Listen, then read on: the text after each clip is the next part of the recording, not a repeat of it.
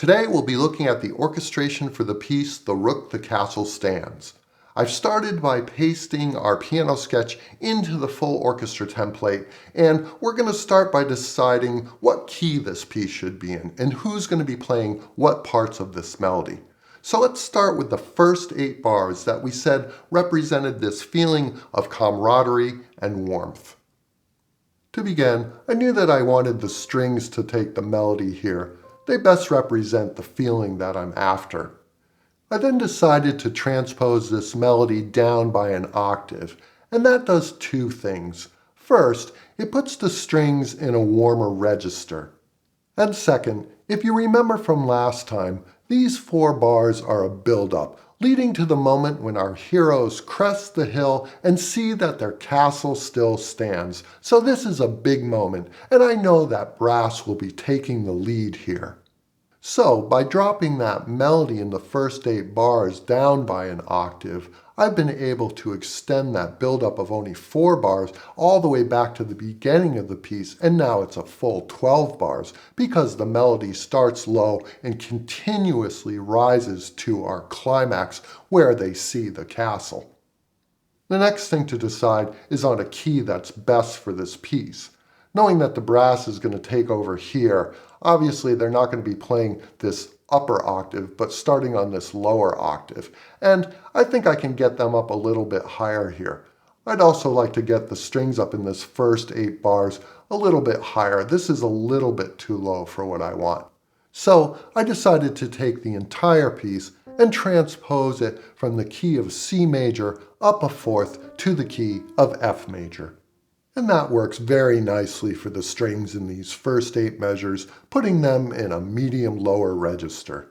And then here, where our brass take over, they're in a little bit higher register where they can be more powerful. So we start on this concert F and then get up as high as this C, which I would consider about the highest note that I would want for our trumpets in this style of music. And also, by lowering those strings an octave in the beginning and then choosing this key, it allows me in the end of the piece, when we return to the strings, to have a different sound, a bigger, more grand sound, by keeping them in that original higher octave. Okay, let's look at the first 8 bars and how I've taken that lower string melody and orchestrated it.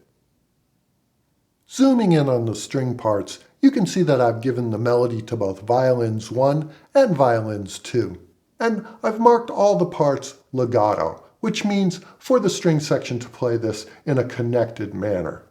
If we look at the tempo marking, you might notice that originally it was quarter note equals 68, and now I've changed that to quarter note equals 60. I just felt like that slower tempo worked better with the string section playing this. Let's go ahead and listen to violins 1 and 2 playing that melody.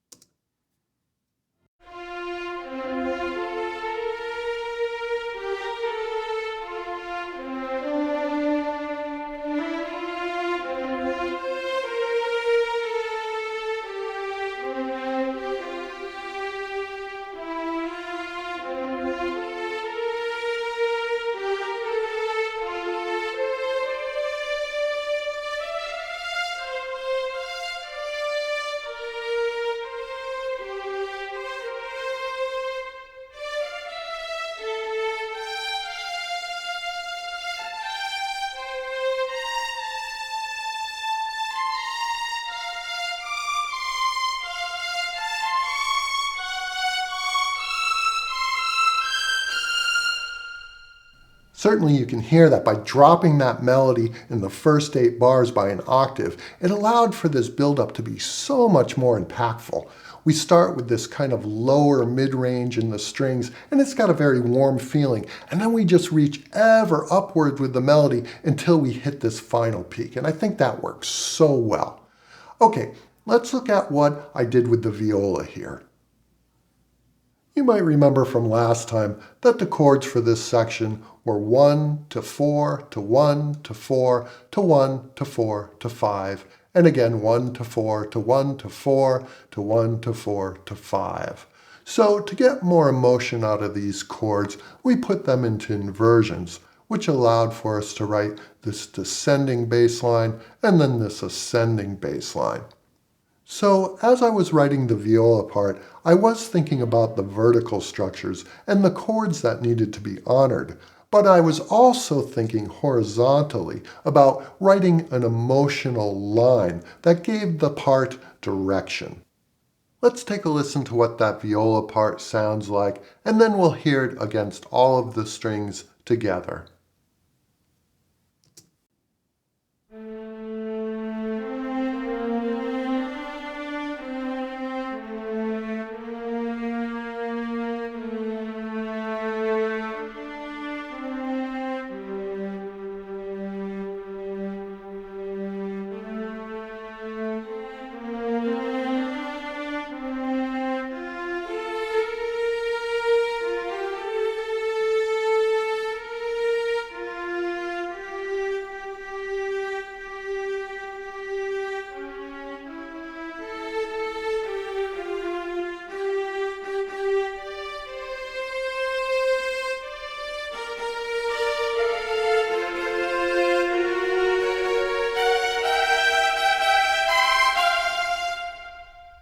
And now all of the strings playing in this section, and listen for how the lines work together.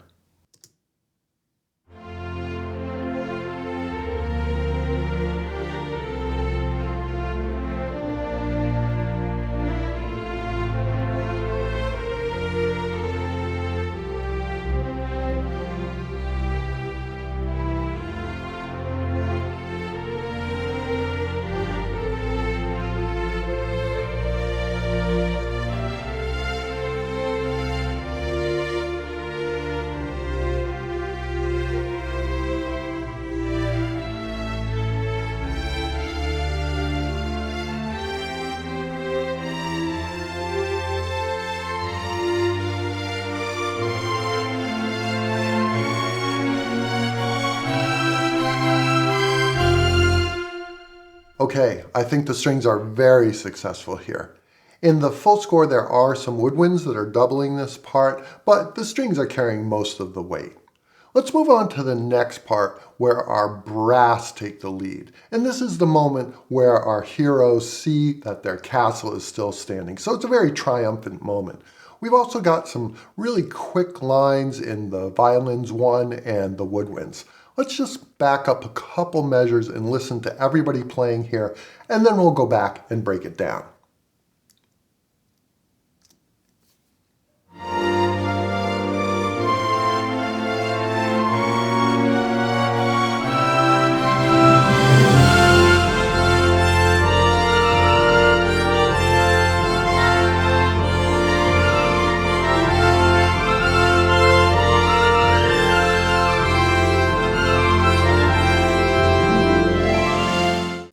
Let's take a closer look at the brass. In this triumphant section, I've based it all on how I voiced our 3 trumpets. Using only diatonic chords, I followed the melody and then voiced our 3 trumpets. So for these first 2 beats, I voiced everything with an F major triad, just in different inversions. Then we move to a B flat triad. Then we have G minor here for a moment to accommodate the melody. Then back to F major, and then back to B flat, and so on. All of the voicings in these trumpet parts are what are called closed position voicings, or close position, meaning that all the notes of the triads are voiced as closely together as they can be. So in our first voicing, we have an F in trumpet 1, and then to voice the rest of that F major triad, we put a C as close as it can be, and then an A as close as it can be. Then in the next voicing, we have a C in trumpet 1, and to voice the F major triad as closely as possible, we put an A in trumpet 2, and an F in trumpet 3. We go back to the first voicing in close position. Now we have an A in trumpet 1, and to voice that F major triad as close as possible, we put an F in trumpet 2 and a C in trumpet 3. When we move to the B flat chord, the same thing. we have a B flat in trumpet 1, and then to have the rest of that B flat major triad in close position, we have an F in trumpet 2 and a D in trumpet 3. And those voicings carry through the rest of the trumpets in this section. I really love the sound of these closed voicings. They're just so classic and they sound great in brass. Let's take a listen to that.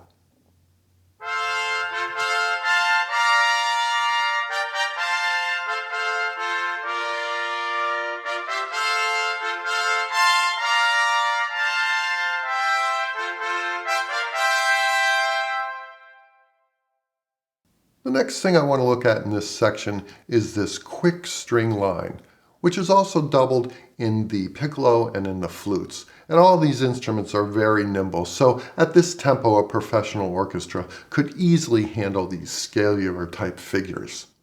This isn't meant to be a main focus of this section. It'll kind of peek in and out and add excitement to it. Let's listen to the strings playing this figure.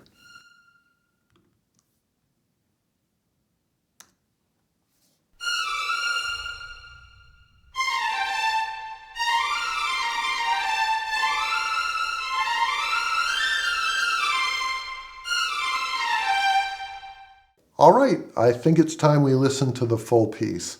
I want to say thank you to everyone who's following along, and next time's going to be kind of exciting because we'll be starting work on the last piece of this series, which is For the Pawn. So until then, let's listen to the Rook, the Castle Stands.